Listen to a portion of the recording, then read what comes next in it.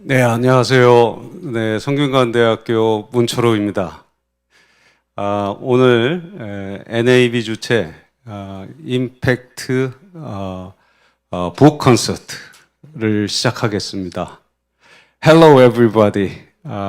This is a book concert to celebrate Korean translation version of Impact, written by Sir Ronald Cohen. 네, 오늘 늦은 시간인데 이렇게 여러분들 많이 참석해 주셔서 너무 감사합니다. 예, 지금부터 우선 저자 소개, Sir Ronald 코헨경의 소개 영상을 간단히 보시겠습니다.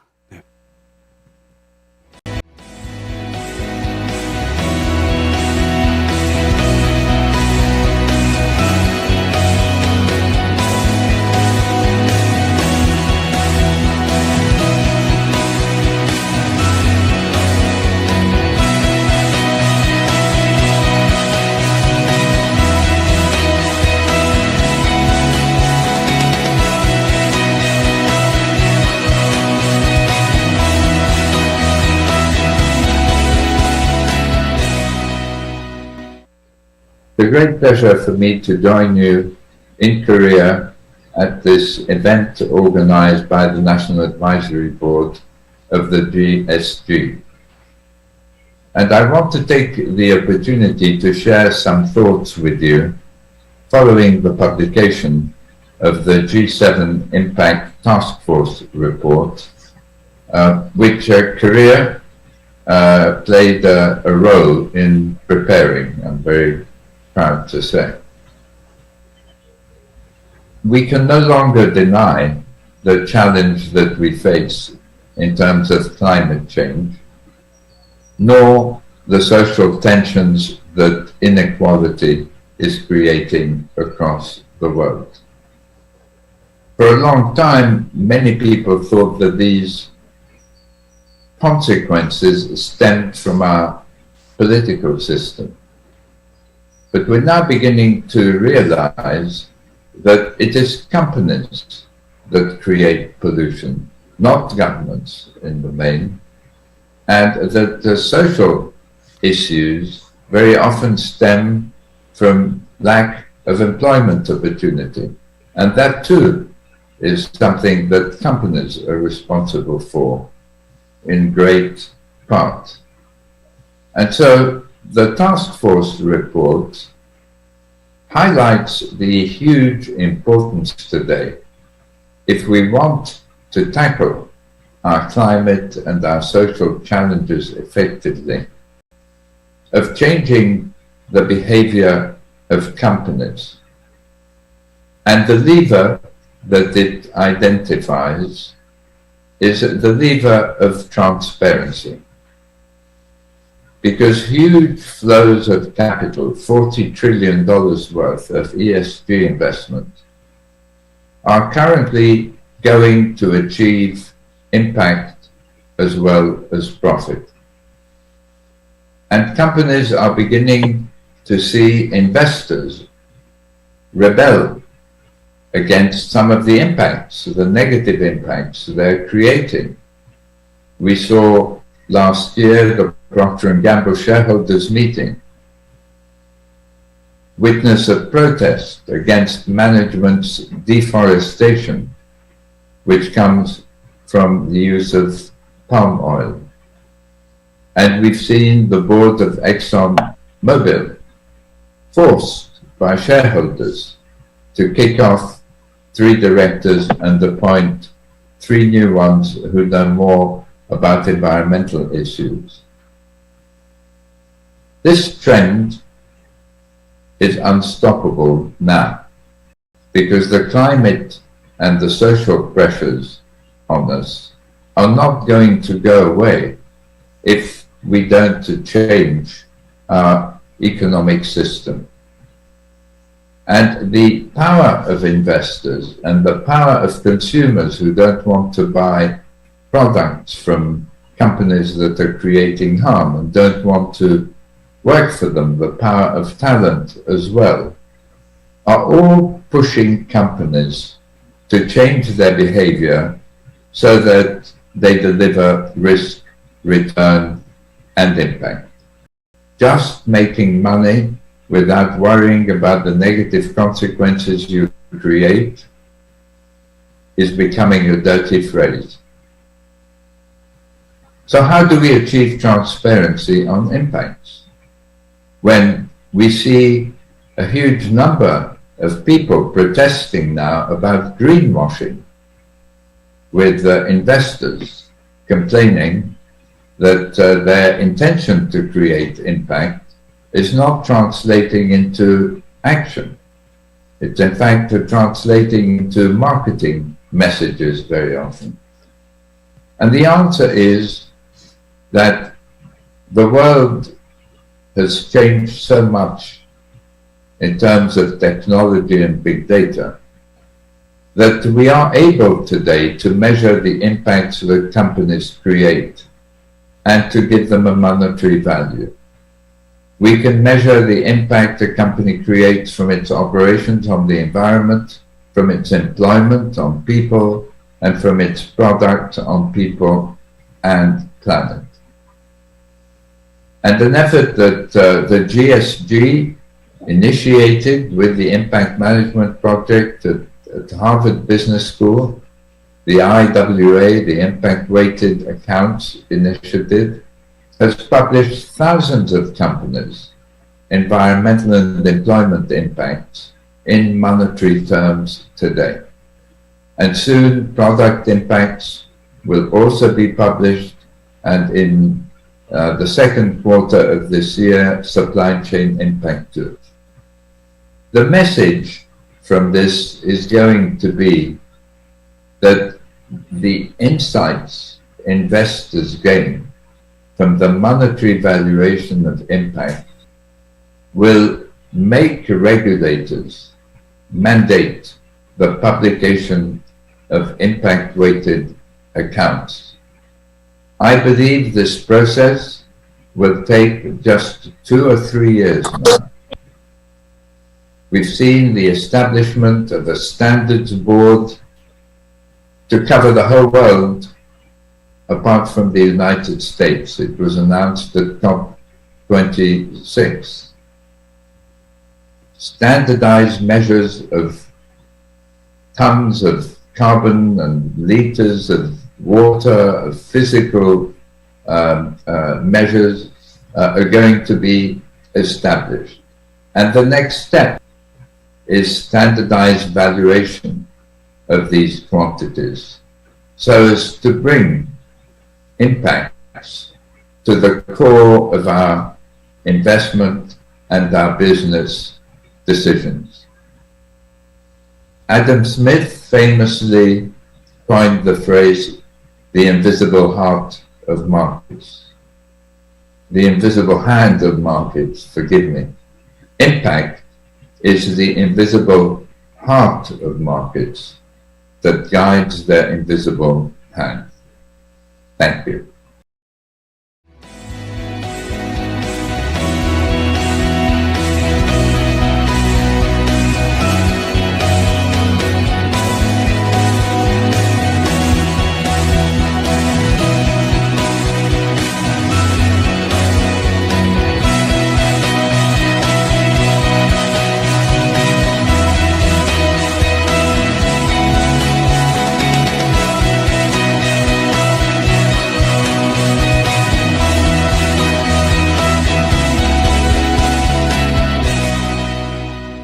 네, 여러분들 코헨경의 저자, 코헨경의 스피치 잘 들으셨죠? 우리 코헨경도 여기 오늘 온라인으로 모셨는데요. 모두 박수 한번 주시죠, 크게.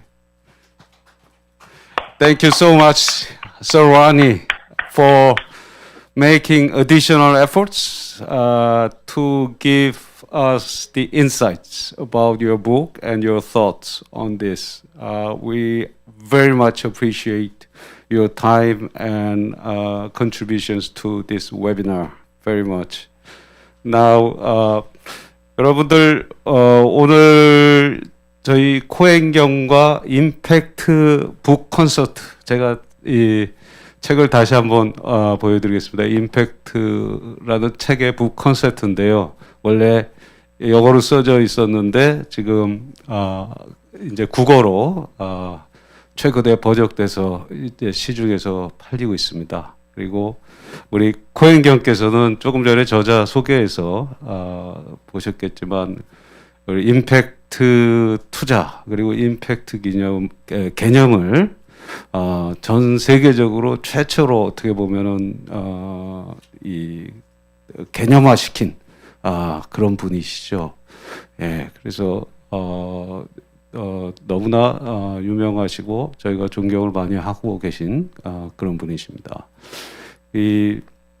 오늘 코헨경을 모시고 이제 저희가 이 책의 출간과 관련해서 임팩트가 뭐냐, 임팩트 투자가 뭐냐, 그리고 요새 ESG 또 얘기를 많이 하고 있는데 이런 얘기를 우리 한국의 젊은 청년들과 같이 하는 그런 시간을 갖겠습니다. 예, 우선 근데 이제 제가 오늘 이 웨비나를 준비하다 보니까 이 도대체 임팩트가 뭐냐 이걸 참 생경하게 받아들이시는 분들 많고 임팩트 투자는 뭐냐 이렇게 말씀하시는 분 많은데 조금 전에 우리 Sir Ronald께서 설명하신 것 같이 돈만 버는 회사가 아니고 그 회사들이 환경 문제와 사회 문제, 사회 양극화 문제를 너무 많이 일으켰기 때문에 그 문제들을 해결을 해야 되는데 그 문제들을 어떻게 해결할 것인가? 그 이슈에 있어서 민간 자금이 기업에 투자가 되는 과정에서 임팩트를 보고 투자하는 그리고 수익성을 포기하느냐? 그렇지 않습니다. 수익성도 보지만 임팩트를 보고 투자하는 이런 것이 돼야 되고 이것이 최근에 우리 코헨경이 말씀하셨지만 작년에 영국의 21년에 있었던 영국의 G7 정상회의에서 이 임팩트 투자를 강조하는 임팩트 태스크포스가 발족됐습니다. 그래서 G7 임팩트 태스크포스가 생겨나서 거기에서 G7 정상들과 또 우리나라도 참여했습니다마는 모두들 자 이제 임팩트 경영과 임팩트 투자가 활성화되기 위해서 뭐가 이루어지는가 거기에 대해서 논의를 하면서 강조를 한 게 트랜스페런시 즉 과연 내가 진정성 있게 임팩트 경영을 하고 있는 회사인가를 객관적으로 과학적으로 보여주고 투명하게 보여주는 이 트랜스페런시가 중요하다라는데 다 G7 정상들이 합의를 했죠. 그리고 그것을 앞으로 계속 지속적으로 우리가 노력을 같이 하기로 했습니다. 그 트랜스페런시가 조금 전에 코헨경께서 말씀 주셨듯이 결국 회사가 돈을 번 것을 회계장부에 발표를 하고 하지만 그것은 주주의 입장에서 얼마나 돈을 벌었냐만 발표를 했는데 주주 이외에 우리 제품과 우리가 또 환경 문제를 어떻게 일으켰는가, 제품이 소비자들에 어떤 영향을 미치는가 이런 전반적인 임팩트를 담아서 그래서 이제 회계장부도 새로 변화시키자 이런 움직임을 말씀을 주셨습니다. 자, 이런 간단한 좀 인트로 말씀을 드렸고요. 오늘 패널부터 먼저 좀 소개를 간단히 드리고 그리고 토론을 하겠습니다. 제가 우선 오늘 패널과의 토론을 저희가 한 30분 정도 예상하고 그 이후에는 이제 온라인으로 여러분들이 줌 채팅창 그 다음에 유튜브로 지금 들어오신 분들이 많으신데요. 유튜브 채팅창에서 질문을 해주시면은 우리가 또 답변을 해드리도록 하겠습니다. Just quick note to participants whose language is not Korean.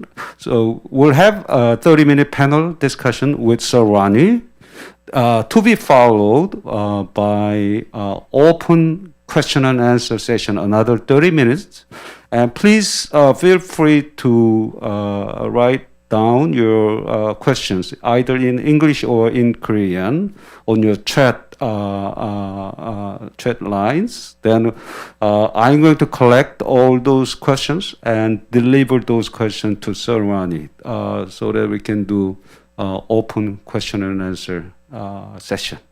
So now let me introduce our panel. 우리 패널부터 좀 소개드리겠습니다. 먼저 제 오른쪽에 계신 심상달 교수님 지금 계신데요. 저희 심상달 교수님은 저와 함께 이번 이 임팩트 책을 이제 번역하시는 그 출판 과정에서 이제 감수를 같이 하셨던 교수님이시고요.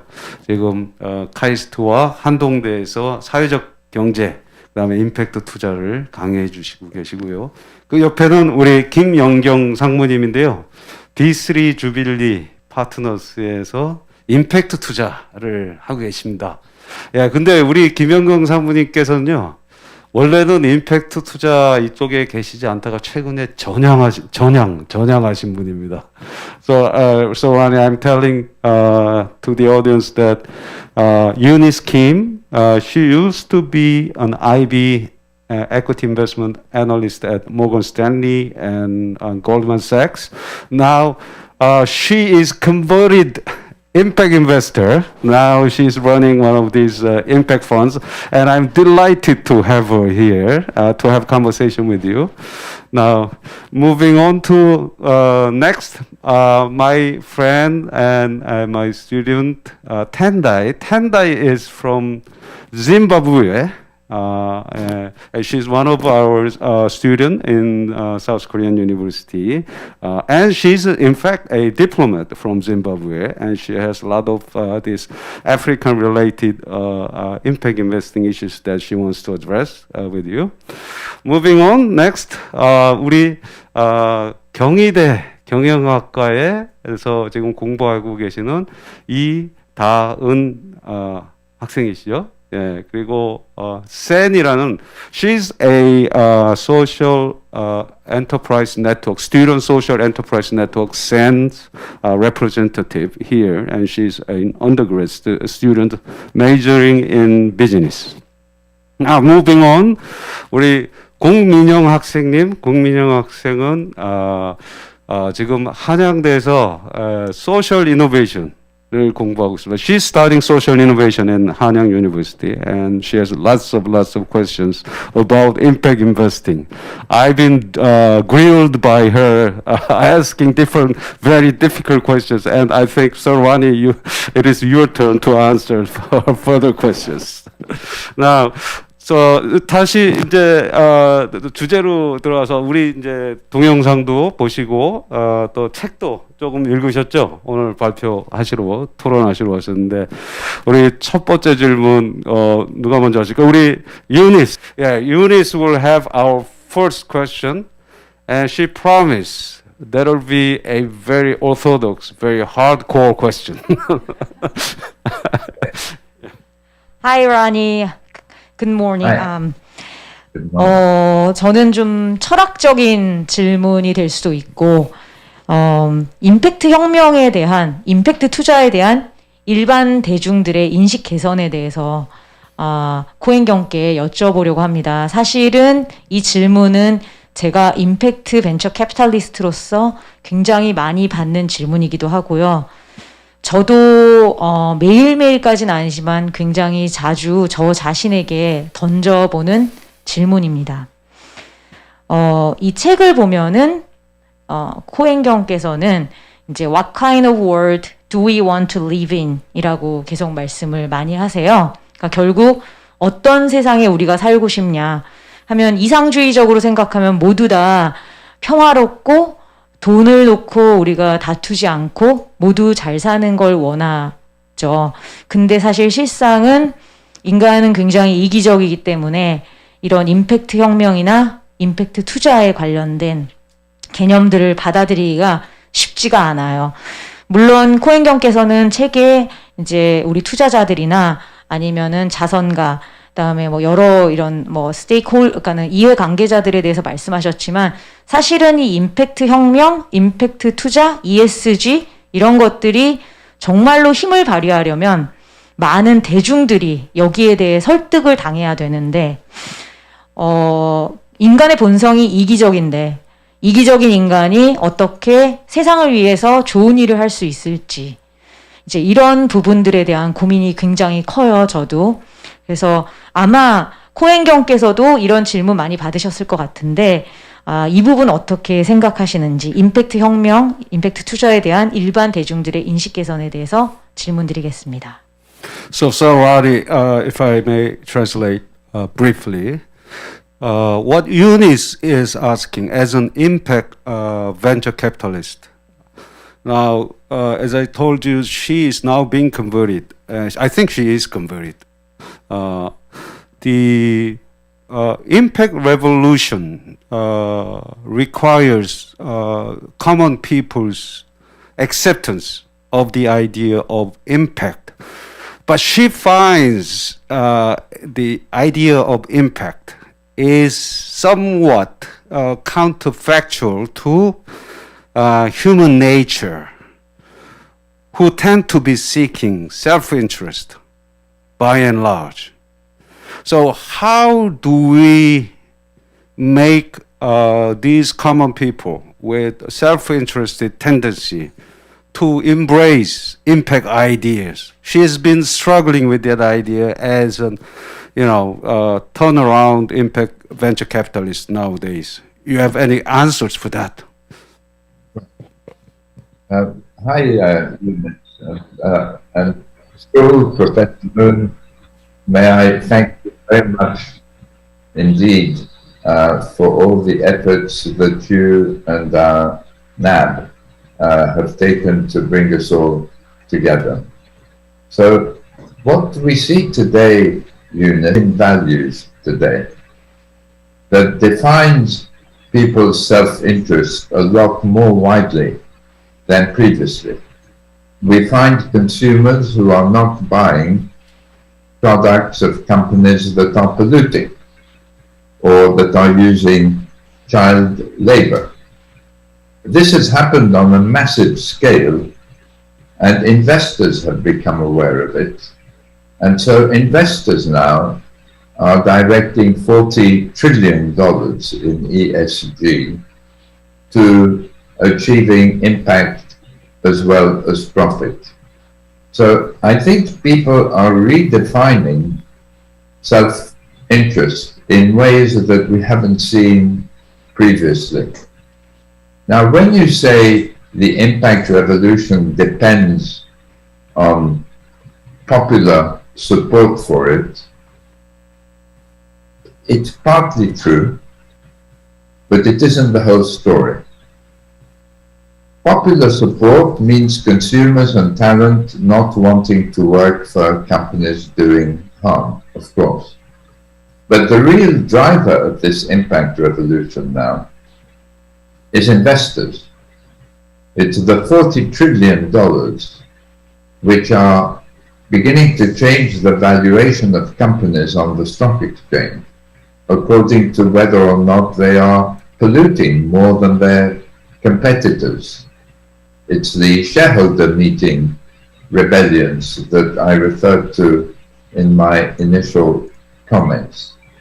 And what we see today is that the combined force of consumers, of talent, and of investors is beginning to make governments aware of the fact that pollution and social issues don't just stem from governments, they stem from businesses. And so governments are going to find themselves, because of these pressures, most recently from investors, having to regulate the transparency on the impacts that companies create. And they will need to do this because a disorderly market exists now, where some investors get impact data, which is proved to be price sensitive, and others don't. This is why we have seen the announcement of the establishment of a new Sustainability Standards Board by the IFRS, which is responsible for financial accounting across the whole world, except for the USA. So our system is changing before our eyes. And I just participated in a webinar to Australia with impact entrepreneurs whose business models today, out of self-interest as well as idealism, are going to risk, return, and impact, because it is a higher calling, it is a higher purpose, and it appeals to consumers and to talent and to investors. And when you look at a company like Tesla, you could have said that the self-interest of consumers is to buy existing cars. And yet we see Tesla valued at $1 trillion today.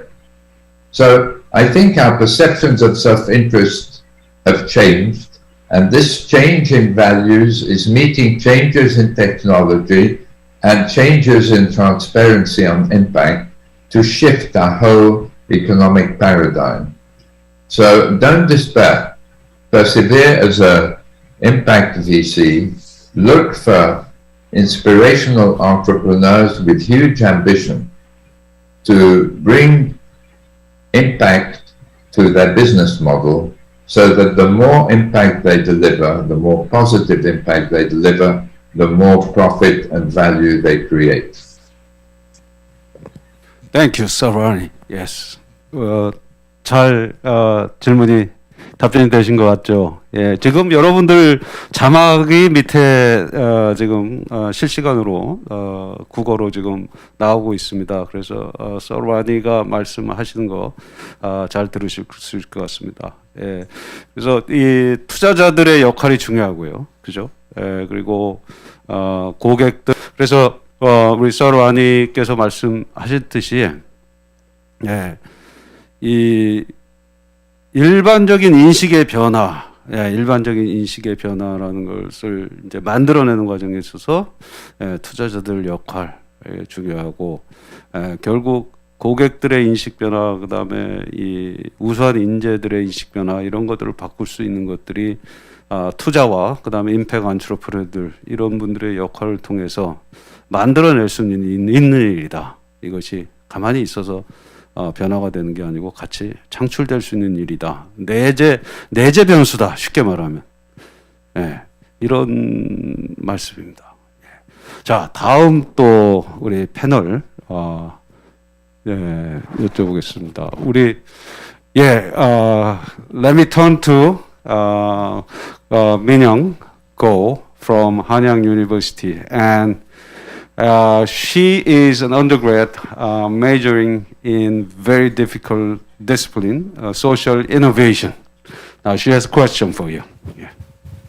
그럼 일단 한글로 먼저 제가 질문을 정리를 하면, 일단 오늘 이 자리는 코헨경께서 저희 한국의 젊은이들, 그러니까 아까도 투자자, 소비자로서의 그 사람들의 역할이 중요하다고 했는데, 사실상 이제 임팩트라는 책을 읽어보면 이 앞으로의 이 임팩트 혁명에 있어서 청년들의 역할을 되게 중요하게 생각하고 계신 것 같아요. 그래서 그 코헨경이 바라보는 청년들은 어떤 존재인지가 제가 궁금해서 그 부분에 대해서 질문을 드리려고 합니다. So, Sir Ronald, today is a meeting between you and Korean young people mostly, young, ambitious, audacious, new entrepreneurs to come, right? And what are your views about these young people in impact revolution? What are their roles? What do you expect? What are your hopes? Please. So I believe young people started this revolution and will lead it. And in that respect, it's very similar to the tech revolution. The change in values started with younger people, not with the older generations. They were the ones who refused to buy certain products or to work for certain companies. And today, It's the younger people, although there are some exceptions like Elon Musk, who is young at heart but older in age. The young people are the ones imagining new fintech models to bring finance to the most vulnerable, or fintech platforms to help the more vulnerable to manage their budget, or in the field of health, bringing telemedicine in ways we could never previously do to very far-flung places, or in education. It's young people inventing new educational models where the student pays for the education after they have been successful at it and got into a job and started to earn money. So we are beginning to see technology and impact coming together in the hands and brains of young people who are disrupting industries. Take Tesla as an example. Who would have thought that in 20 years you could build an automobile company worth $1 trillion, which would change the whole of the automobile industry away from the combustion engine to electric vehicles? We're going to see that happening in every sector where significant negative impact is being delivered by an existing business model. Thank you, Sir Ronnie. Yes. Now, shall we move to Tendai's question? Tendai. Now, let me move to Tendai from Zimbabwe, working on her studies on social economy. So, what are your thoughts after reading? What are your questions to Sir Ronnie?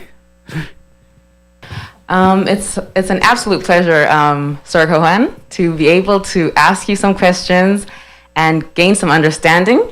My question was mainly around how homegrown solutions are boosting SMEs. I followed a discussion from last year's GSG summit that spoke about Ghana and Zambia.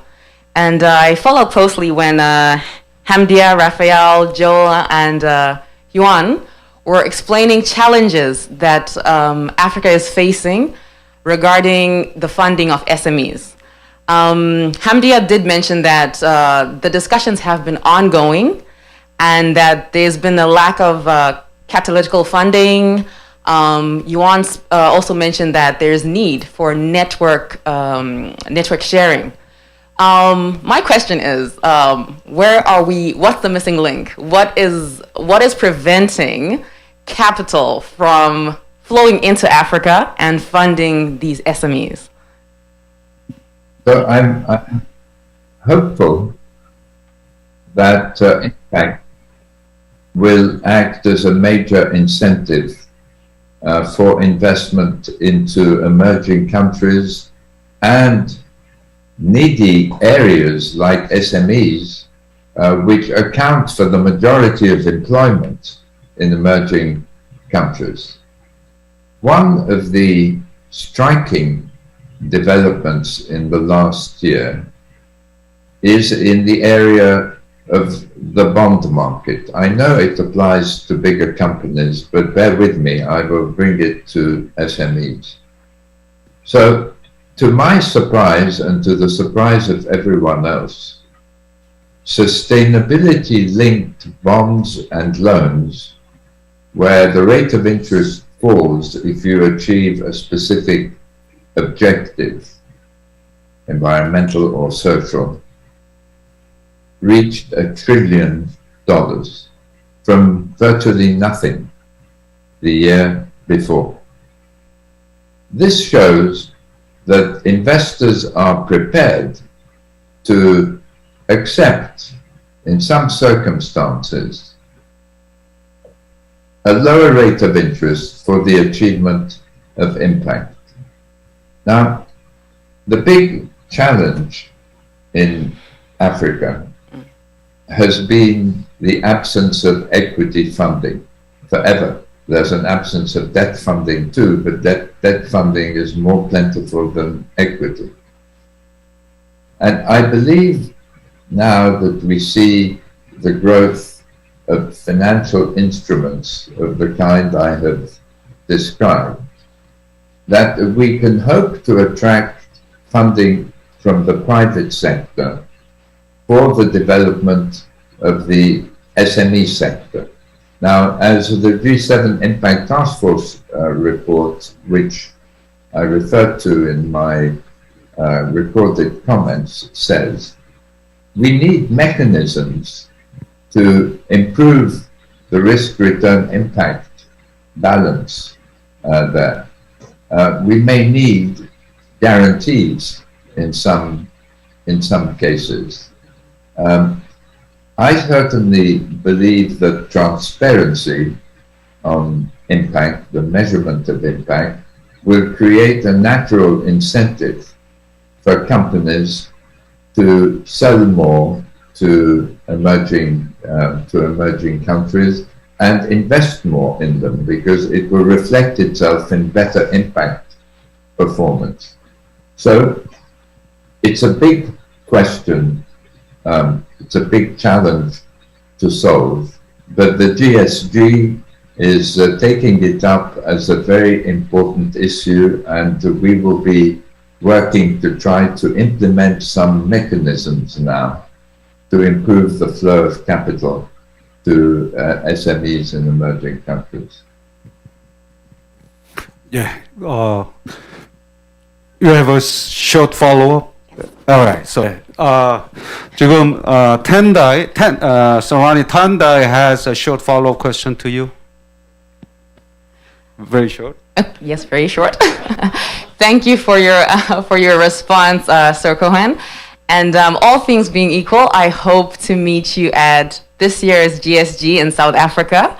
I'm sure that it's going to be really, really exciting to hear more about how these new ideas are going to help boost SMEs and definitely boost African economies. Thank you so much for that.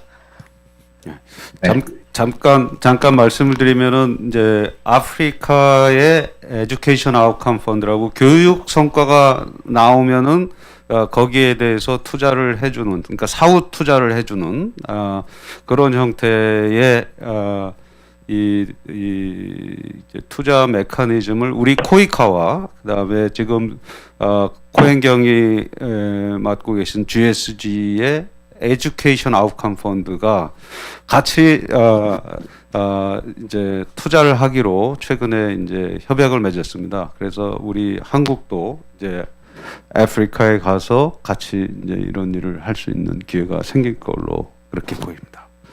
I was just mentioning about education outcome fund to be supported by Korea DFI recently. Yes. Yeah.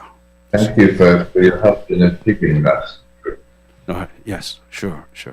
Now, let me move on to Dawn. Dawn is another university student here, majoring in business and also interest in social enterprises and economy. Yes. 네. 로널드 코헨 경께서는 투자가 자본주의에 열려인 만큼 임팩트를 위해선 임팩트 투자가 중요하다고 말씀하셨는데요.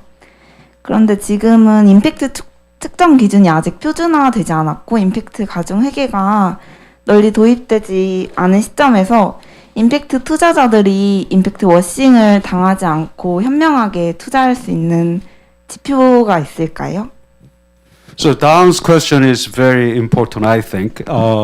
Now, with the issue of impact washing and with still limitations in impact measurement and impact-weighted accounts initiatives is still something that we have to work on further.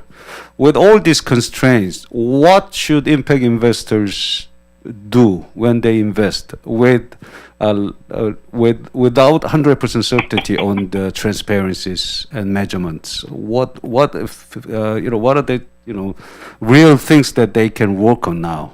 Yeah. So I think investors have to push companies to make impact disclosures in the same way that the Procter & Gamble shareholders meeting required the company to deliver information about deforestation. So to the extent that companies begin to measure their impacts, they will begin to manage them. And I don't think it's going to be long before we have the publication of impact statements. I think it'll happen in the next 3 to 5 years that show revenues, costs, and 3 major elements of impact. Environmental impact from operations in monetary terms, employment impact from employment practices in monetary terms, product impact from both an environmental and a social point of view, effects on the environment, but effects on health, for example, and actually a fourth one, which is supply chain impact. I think we are only 3 to 5 years away from that. And because we can see that this information is stock price sensitive already, we see regulators pressuring for the creation of the Sustainability Standards Board. And the next step is going to be pressure for the valuation of impacts and the publication of impact statements. The way to get there sooner is for investors to keep asking for more data about impacts from companies. Yeah, thank you, Sir Ronnie, for the answer. 이제 임팩트, 기업이 환경에 미치는 영향, 그리고 기업이 제품을 통해서 고객들에게 미치는 영향, 그렇죠? 그다음에 기업이 직원을 고용하면서 나오는 직원들에 대한 영향, 그리고 서플라이 체인, 즉 공급 업체들에 미치는 영향. 이런 영역들에 대해서 임팩트를 어떻게 측정할 것인가에 대해서 지금 IFRS 국제회계 기준에서 이제 이것을 법적으로 규제로서 측정해서 보고하라라는 지금 움직임이 일어나고 있는 거고요. 이 결론이 곧 나올 것이다라는 것이고, 두 번째로는 그것만으로 부족하고 거기에서 이 화폐 가치로 이러한 기업의 영향을 측정해서 회계 재무제표에 반영하는 노력, 이것도 지금 되고 있고 그것도 곧 가시화될 것이다, 이런 말씀이시고요. 그런 과정에서 현재로서 투자자들은, 우리 다은 학생이 물어본 질문이죠. 투자자들이 현재에서 뭘 할 수 있냐? 이건 결국 기업들에게 가서, 투자 대상이 기업들에 가서 임팩트에 관한 데이터를 계속 요구를 할수록 우리가 빠르게 더 이러한 임팩트 투명성의 측정 지표의 체계화에 도달할 수 있을 것이다라는 그런 말씀입니다. 네, 감사하고요. 예, 우리 그 다음에 next, Sir Ronnie, have you met Sangdal in person or online? Sangdal is together with me reviewed your Korean version of the impact, and Sangdal will be happy to ask some questions for you. Had you written the book Impact earlier, then I could have had easier time in teaching at the university, because I have a new textbook. My students are very crazy about this material. I'd like to know, when you begin to have a conviction that impact becomes a new keyword that will drive the changes to a revolution. Simple question. you, Sandal, and thank you so much, Sandal, for your efforts in translating the book. I'm very proud of it. As you can see, it's behind me on the shelf. And I hope it will be very helpful to people in Korea who have the ambition to bring impact into their lives and into the businesses with which they're involved. So the time when I realized that we were really dealing with something massive, a paradigm shift in our economic system, is really in 2013-14 through the work of the G8 Impact Investment Task Force. Because until then, we had been developing instruments, financial instruments like social impact bonds, financial organizations like Bridges Ventures and Big Society Capital and social finance that were able to help raise capital for those who wanted to improve lives or the planet.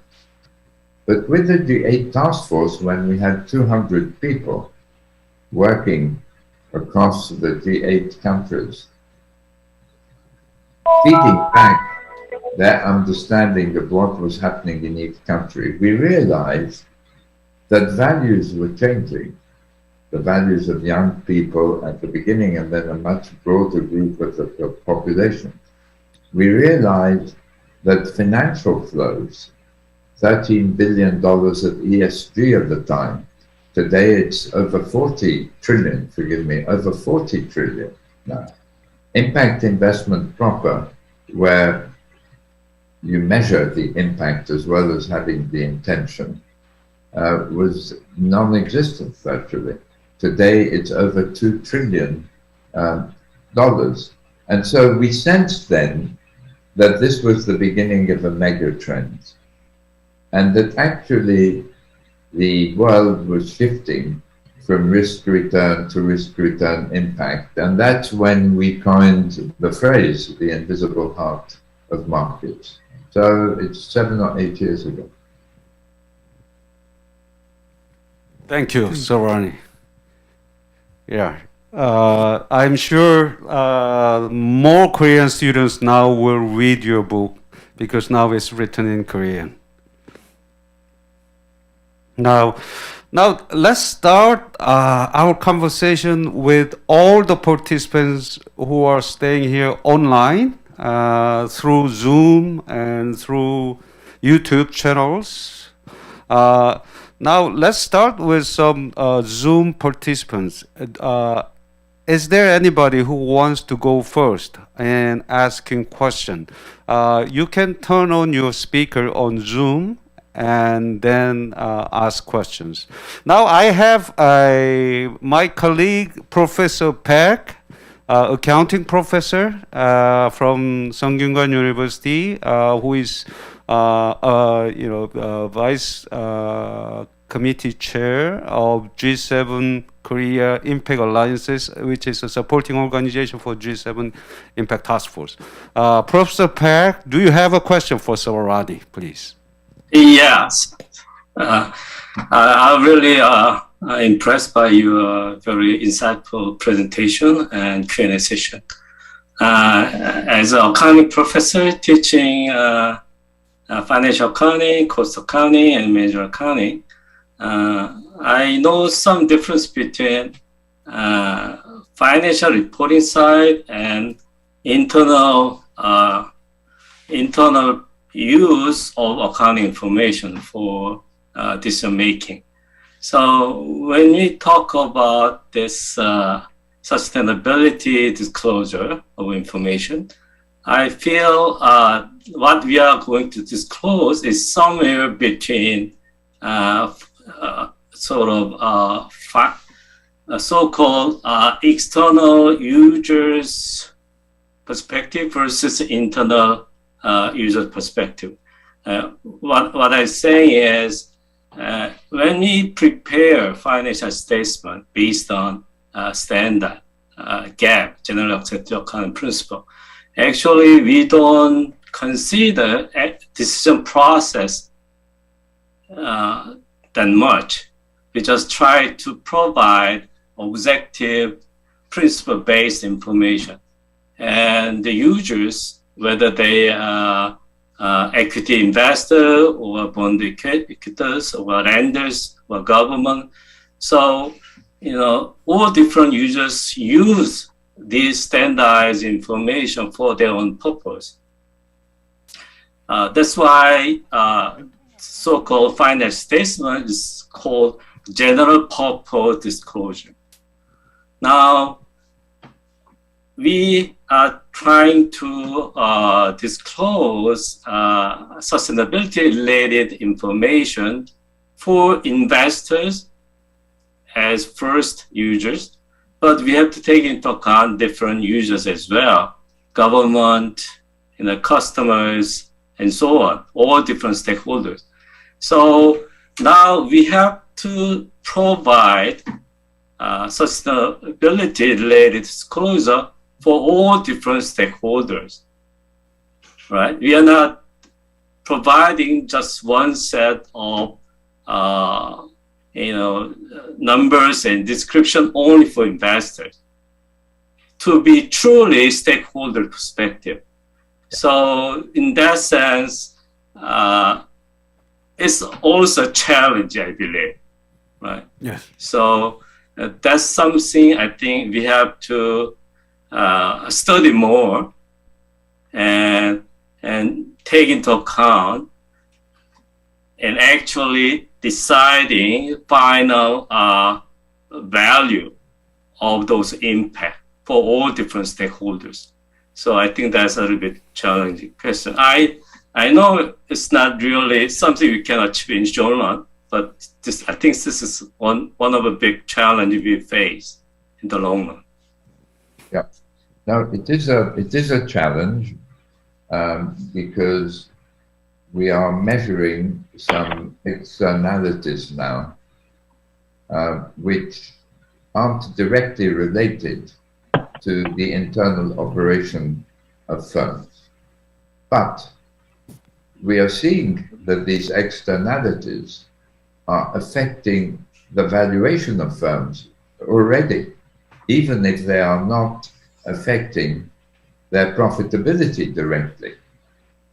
And so I think the world is converging, and this is going to accelerate, to saying investors need to have all relevant information for the valuation of firms. Not for the profitability of firms, but for the valuation of firms. And we will need to provide, through an evolving impact accounting system, initially perhaps just an impact statement that shows revenues, costs, and the different impacts I've been referring to in monetary terms. And subsequently, perhaps it will also spread to the balance sheet and to an accounting system, but it's taken us 90 years to develop a financial accounting system. It's going to take us a long time to develop a similarly sophisticated impact accounting system. But the objective has to be, as you set out, Professor Pei, to give an objective measure of the social and environmental impacts created by companies, and let investors then draw correlations, as we've been doing at Harvard, between some of the impact that is created and the valuation of companies. So for instance, in environmental impact, we already see a correlation in the value of a company and its degree of pollution in many sectors. Right? That didn't exist before, right? We never had that before as a tool of financial analysis. That may then shift to saying, what is the future growth rate of a company that is performing better on pollution, likely to be relative to one that is performing less well? It's going to have to make investments. It may have to be regulated. It may have to pay taxation. It may not be able to attract talent. You know, there are going to be effects, and investors will each take their view about which company is more likely to succeed, and so on. When it comes to employment impact, we can see correlations coming out of the 2,600 companies' employment impact in monetary terms. You can all go to HBS, IWA, and look at this.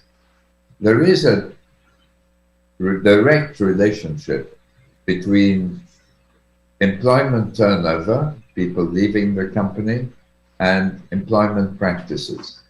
The companies that perform better in terms of employment practices, pay better wages, have better diversity, more equal advancement, and so on, have higher retention of talent.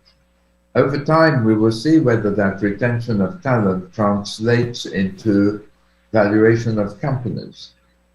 So we're moving into a situation now similar to the emergence of gap accounting, where previously, before 1933, every company could pick its own accounting practices, and there were no auditors to verify the numbers. And so companies, you know, put out whatever was in their interest to put out.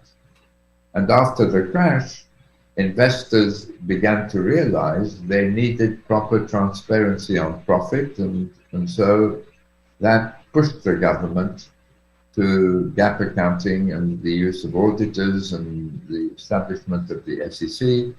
As you know, I think we're in a similar position today. Some people are screaming impact accounting is impossible. They did so about gap.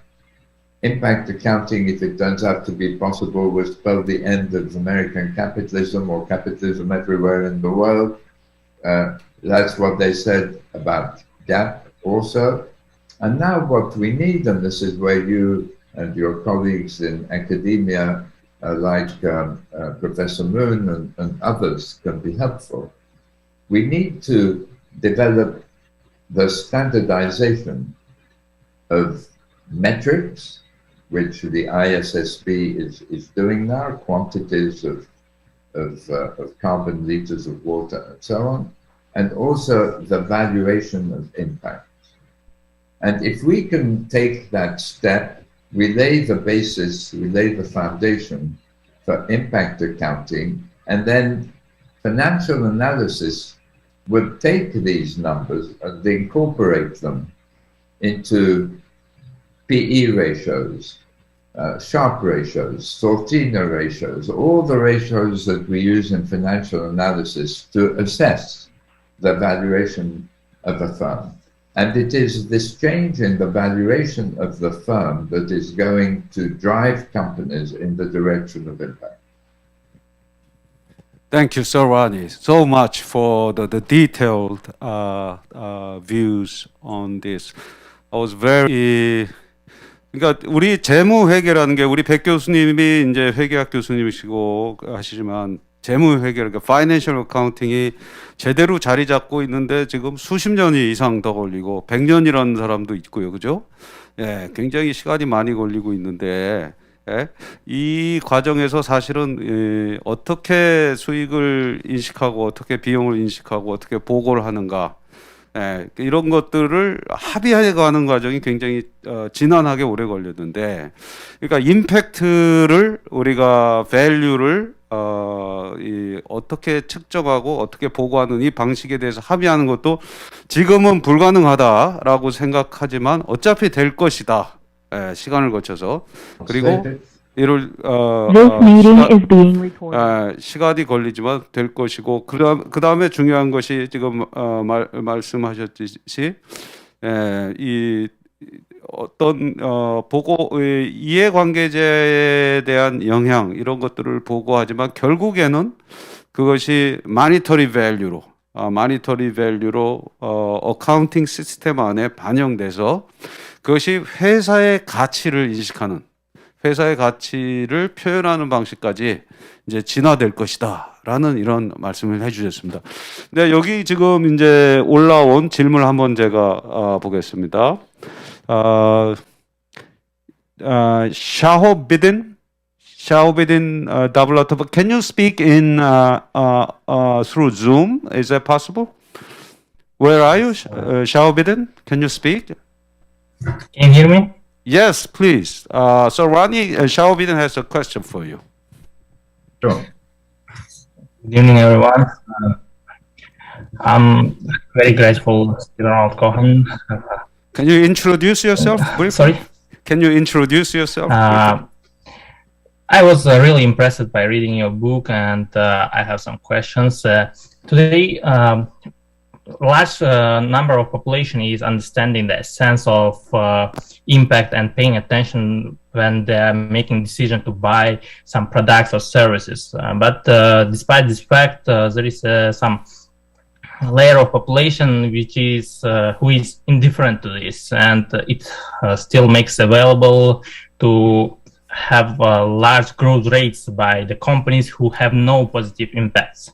And what do you think, what should be done as a policymakers side to prevent it, and would be the correct measure to setting some barriers to companies who has no positive impact in society and in the planet as a whole? So we're seeing the governments begin to talk about carbon taxes. So we're beginning to see taxation coming into the picture. The law courts get into the picture with the legal decision against Shell that it must reduce its carbon emissions by 40% before the end of the decade. So I believe what you need now for this to become systemically the case, that consumers are aware of the impact of companies and a much greater number have access to that information, is transparency on the impacts of companies. And we are already beginning to see apps. In France, I think there are 15 million users of an app which gives you the carbon footprint of the companies whose products you're trying to buy in the supermarket, you know?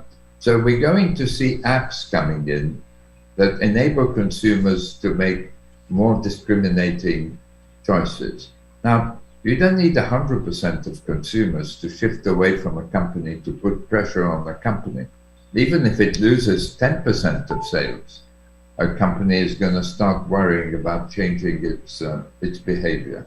So I think transparency is the key, and the measurement of has to be reliable enough that people trust it. It's an evolution.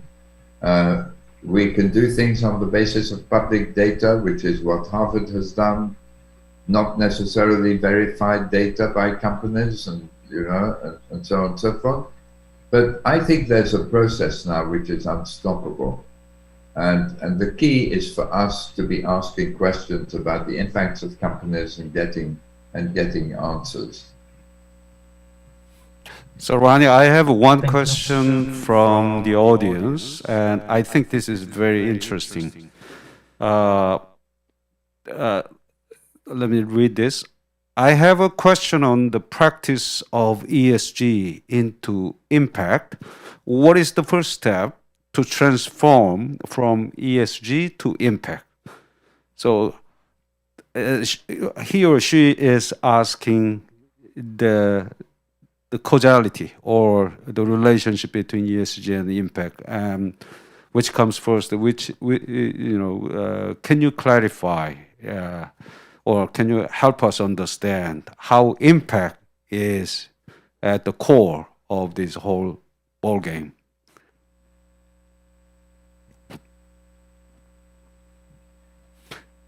To create impact, but it doesn't measure it. Impact investment has both the intention and the measurement of impact. So as we bring impact transparency to companies, we turn ESG into impact investment. And that's what's in the process of happening now.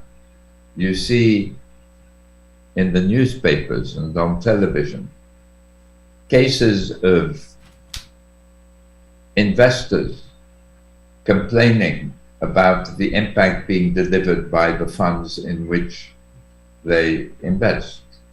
You see Bloomberg attacking MSCI for giving ratings around impact which are misleading about companies.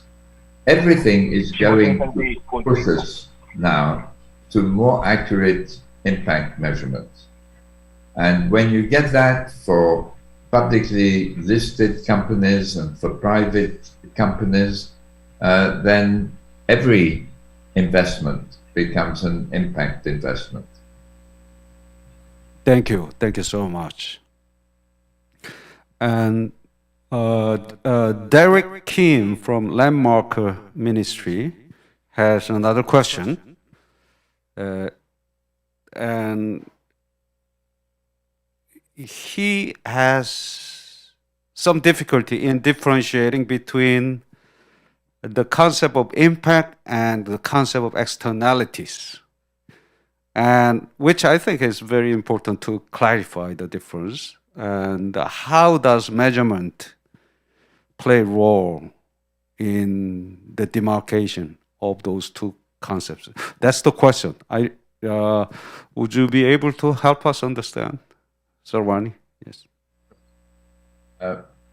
Impact is the effect that you have on people and planet.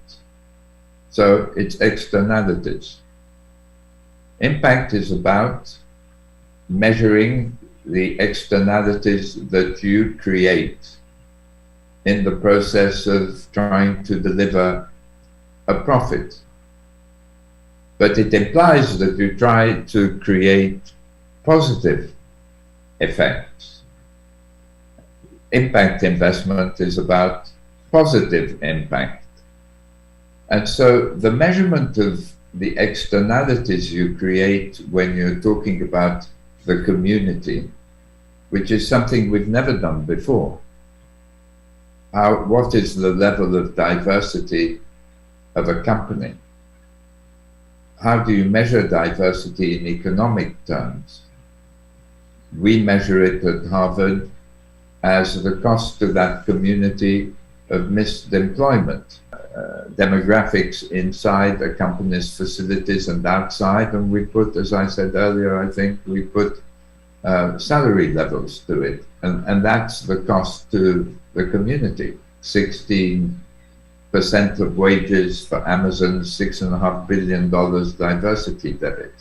These are externalities we were never aware of.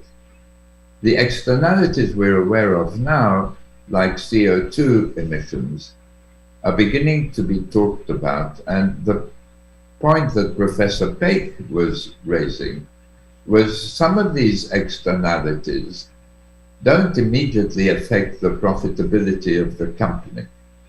So the level of CO2 emissions of a company doesn't affect its profitability. If it was pushing effluent into a river and it got taxed for it or fined for it or prevented from doing it, or if it has a product like we saw with the pharmaceutical industry, which is addictive, then these externalities eventually catch up with you, and you know, billions of dollars are paid in, in fines.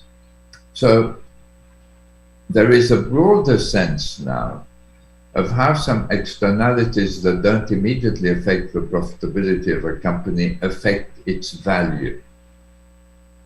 If a company, take ExxonMobil.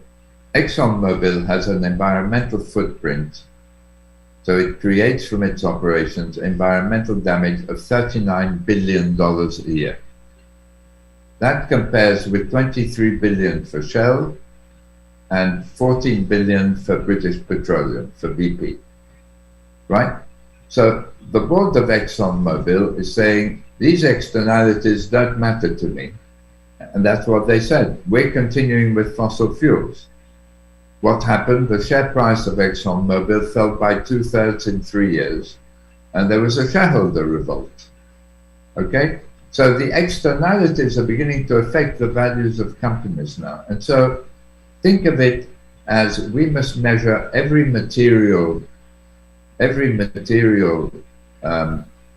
externality that's material to the valuation of a company.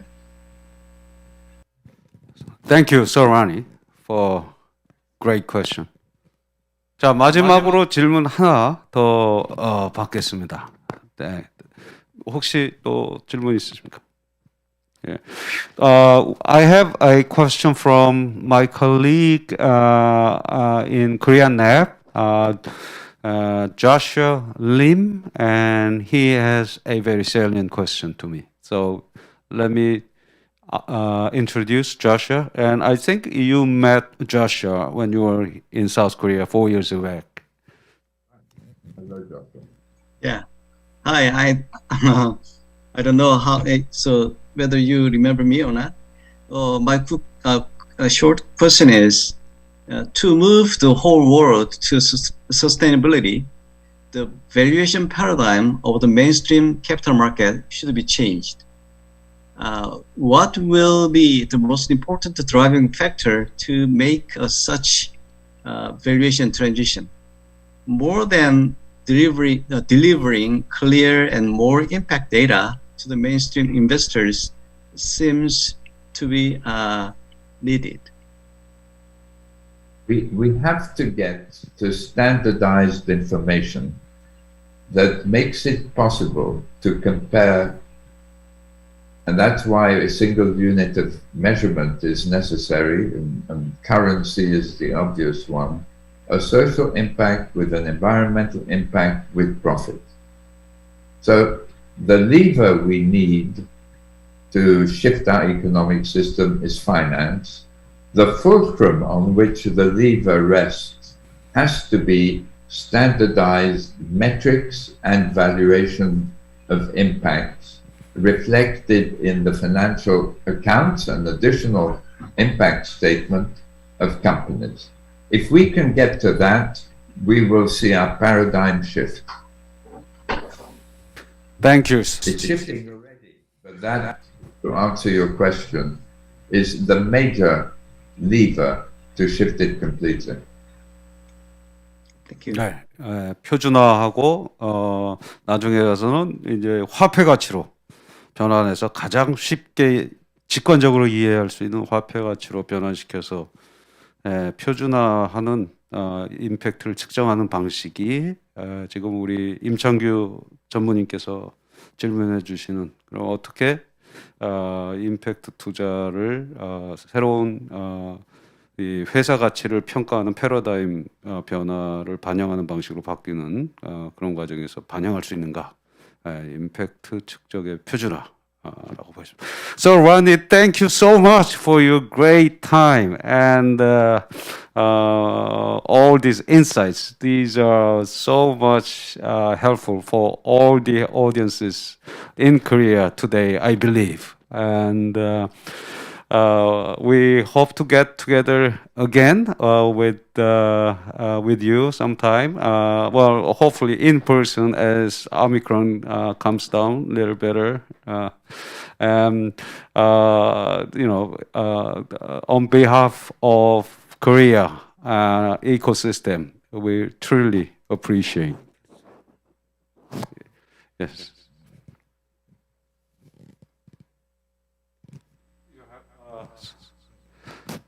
Thank you so much, Sir Ronnie. Jewel and all of our colleagues on the NAB, keep up the good work. All of you, young entrepreneurs and students, we're relying on you to lead this impact revolution. Goodbye. Let's give big hand to Sir Ronnie. Thank you.